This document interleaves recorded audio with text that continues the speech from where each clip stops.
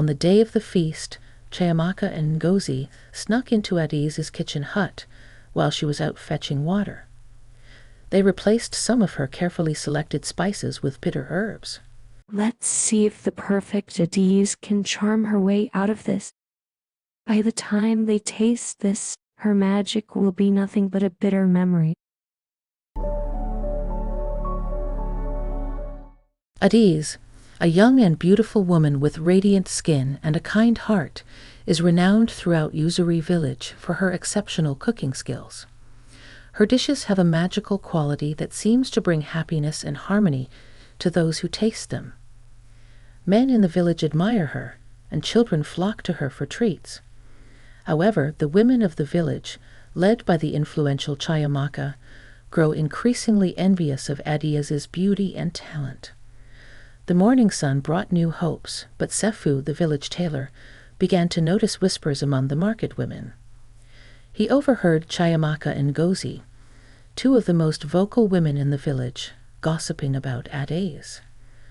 "She's too perfect," Ngozi sneered, her eyes narrowing. "Who cooks that well and stays humble? She must be hiding something," Chiamaka added. They started spreading rumors that Adiz was using charms to make her food irresistible.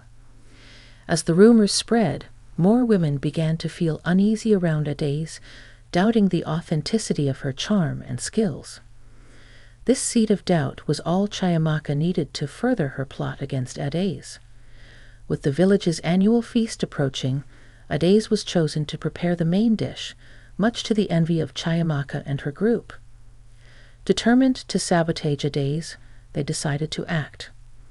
On the day of the feast, Chiamaka and Ngozi snuck into Adiz's kitchen hut while she was out fetching water. They replaced some of her carefully selected spices with bitter herbs. When Adiz returned, she felt something was off, but couldn't figure out what. During the feast, as people took their first bites, there was a chorus of coughs and shocked gasps. "What is this bitterness?" the village elder shouted. Adiz's face turned pale. She knew she was innocent, but no one seemed to believe her. The first seeds of doubt had sprouted into a full-blown scandal. The following day, Adiz went to confront Chiamaka and Ngozi. "Why are you doing this? What have I done to deserve your hatred?" she demanded, her eyes filled with tears. Chiamaka laughed coldly. "You think you're better than us, always flaunting your beauty and cooking like you're some kind of queen."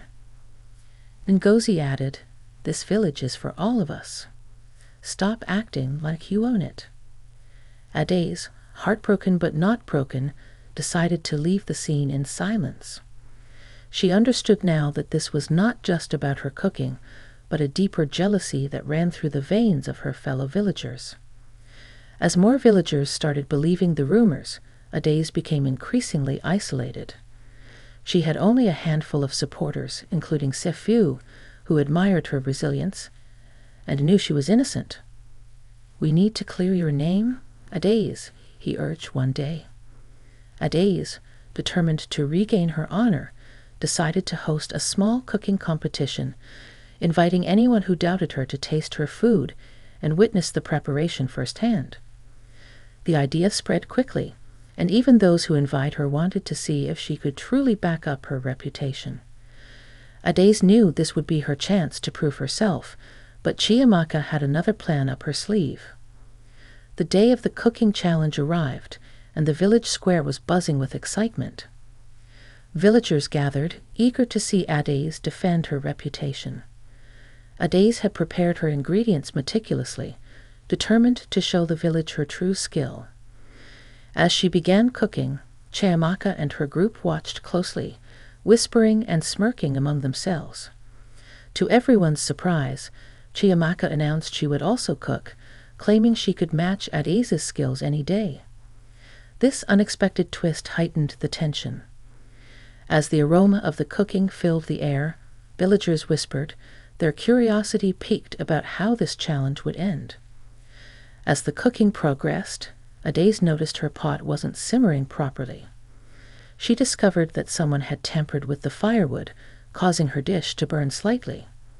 She remained calm, quickly adjusting the fire and saving her dish.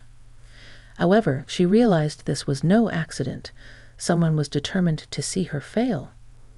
Meanwhile, Chiamaka had finished her dish, and with a smug smile, she presented it to the elders. Adese, unfazed, presented her dish as well, confident in her skills despite the sabotage attempt. The tension was palpable as the elders took their first bites. The elders tasted Chiamaka's dish first and nodded approvingly. It was good, but not exceptional. Then they moved on to Adese's dish. As they tasted it, their expressions changed from suspicion to delight. "This is the real taste of Yuzuri," one elder proclaimed, clearly impressed. The crowd murmured in agreement. Adese had not only salvaged her dish, but had also outshined Chiamaka. However, before Adese could celebrate, Chiamaka accused her of cheating, claiming she had seen her adding something suspicious to her pot. The crowd gasped, and all eyes turned to Adese, who stood her ground, insisting on her innocence. Frustrated by the constant lies and accusations, Adese asked for someone to check the leftover ingredients and tools. Sephu, who had been watching everything unfold, stepped forward to help. He found the tampered firewood and pointed out the sabotage. The village elders frowned, realizing the unfairness Adese had faced. "Chiamaka, do you have anything to say?" one elder asked sternly. Caught in her lie, Chiamaka stuttered, trying to defend herself, but the villagers were already turning against her. She and her group had overplayed their hand, and now their jealousy was laid bare for all to see. Humiliated and exposed, Chiamaka retreated with her group, but her humiliation didn't end there. The elders decided to reprimand her publicly for her deceitful actions, warning that such jealousy and sabotage were not welcome in Yuzuri. The crowd nodded in agreement, and Adese felt a wave of relief wash over her. However, she knew that this was only the beginning. The damage to her reputation would take time to heal, and Chiamaka would not easily let go of her grudge.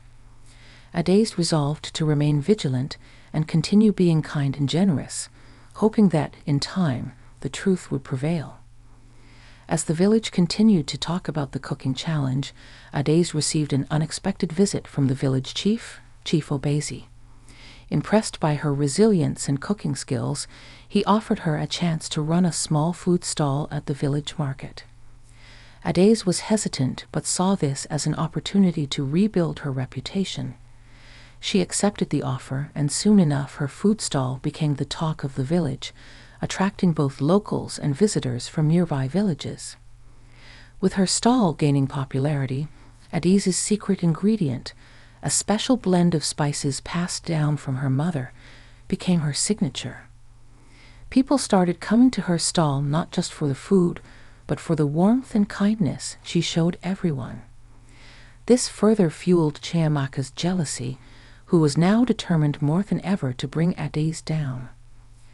Chiamaka began spreading rumors that Adese was using black magic to make her food delicious. At first, these rumors were just whispers, but as they spread, some villagers began to believe them. Business at Adese's stall started to decline. Adese was hurt by these false accusations, but she decided to confront Chiamaka directly. One evening, Adese went to Chiamaka's house to confront her about the rumors. Chiamaka denied spreading them, but hinted that Adese should leave the village if she knew what was good for her. This confrontation only made Adese more determined to stay and prove her worth to the village. To Adese's surprise, one of Chiamaka's former friends, Neka, reached out to her. Tired of Chiamaka's manipulations, Neka confessed that Chiamaka had indeed spread the rumors. She offered to help Adese clear her name and regain her lost customers. Together, they devised a plan to prove that Adese's cooking was authentic and free of any trickery. Adese organized a cooking demonstration in the village square. She invited everyone, including the elders and those who had doubted her. She cooked her signature dish in front of everyone, using only fresh ingredients and her special spice blend. As the aroma filled the air, villagers could see for themselves that there was nothing suspicious about her cooking. After the demonstration, the villagers who had been skeptical started coming back to her stall. Adaise's honesty and transparency won their trust once again. Her business flourished more than ever, and she began to think about expanding her stall into a small restaurant. Seeing Adaise's success only fueled Chiamaka's envy. She decided to open her own food stall near Adaise's and tried to replicate her dishes.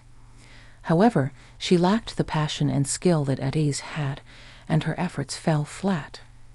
Frustrated, Chiamaka decided to take more drastic measures.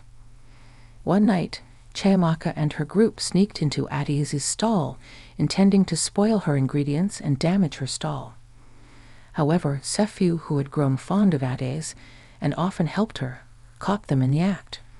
Chiamaka threatened him to keep quiet, but Sefu refused and reported everything to the village chief. The next day, the village elders summoned both Adaise and Chiamaka. With Sefu as witness, Chiamaka could not deny her actions.